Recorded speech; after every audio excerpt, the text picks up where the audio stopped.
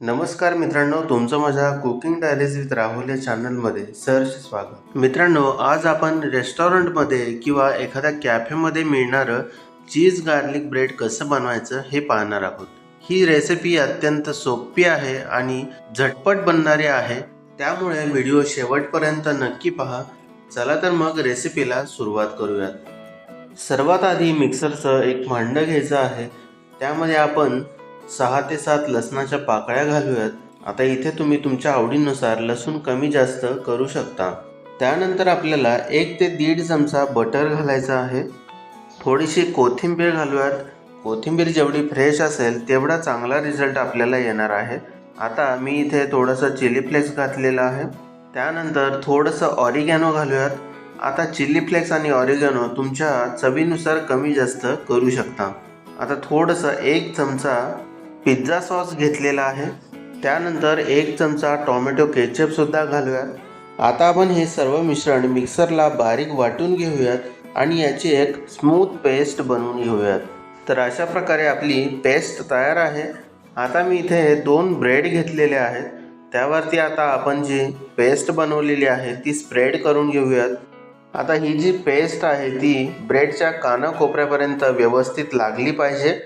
जेवढी ही पेस्ट तुम्ही व्यवस्थित लावाल तेवढंच तुमचं चीज गार्लिक ब्रेड एकदम टेस्टी होणार आहे.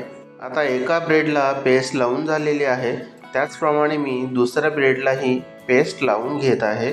आता इथे दोन्हीही ब्रेडला पेस्ट लावून झालेली आहे. आता आपण वरून भरभरून चीज घालायचं आहे. चीज बऱ्यापैकी सर्वांनाच आवडते आणि तसंही आपण हे घरी बनवत आहोत, त्यामुळे चीज घालण्यामध्ये कंजूसी करायची नाही. तुम्हाला आवडेल इतकं चीज तुम्ही इथे घालू शकता. जेवढं चीज तुम्ही घालाल तेवढंच तुमचं चीज गार्लिक ब्रेड छान लागणार आहे. आता इथे ब्रेडवरती चीज पसरवून झालेलं आहे. आता वरून मी थोडंसं ऑरिगॅनो स्प्रेड करत आहे. तुम्हीसुद्धा माझ्यासारखं चीजवरती असा ऑरिगॅनो स्प्रेड करा, तुम्हाला नक्की आवडेल. आपण ओव्हनचा वापर न करता कढईमध्येच चीज गार्लिक ब्रेड बेक करणार आहोत. त्यासाठी कढईमध्ये एक स्टँड ठेवलेला आहे आणि कढई चांगली गरम झाल्यानंतर त्यामध्ये थोडंसं पाणी घातलेलं आहे. तुम्ही इथे पाहू शकता पाण्याची लगेच वाफ होत आहे.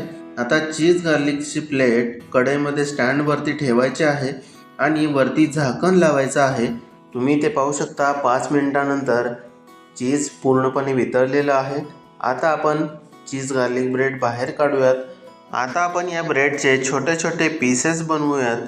तुम्ही तुमच्या आवडीनुसार छोटे किंवा मोठ्या आकाराचे पीसेस बनवू शकता.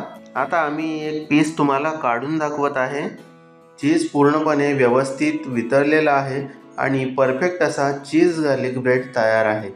तुम्हाला ही रेसिपी कशी वाटली ते कमेंट करून नक्की कळवा आणि ही रेसिपी तुम्हाला जर आवडली असेल तर चॅनलला सबस्क्राईब नक्की करा. भेटूया अशाच एका नवीन रेसिपीसोबत. धन्यवाद.